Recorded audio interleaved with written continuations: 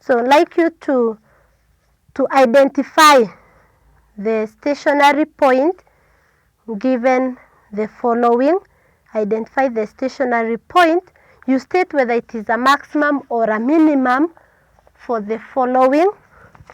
So I'd like you to do the following so that we can also look at now another point that we call the point of inflection. So I want you to consider, I want you to identify the stationary point.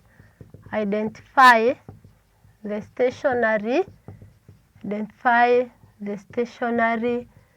point in the following curve.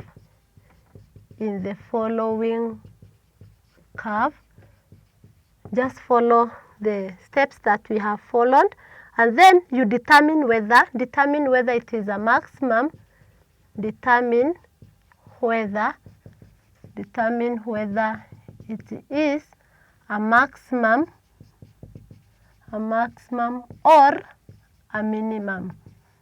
Maximum or a minimum, and the equation is y is equal to 2x squared minus x minus 2x squared minus 2x then plus 2.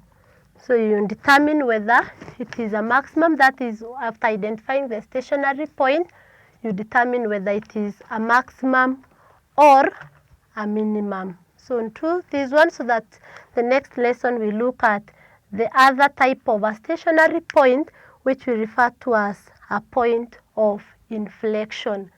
Thank you. Have a good moment.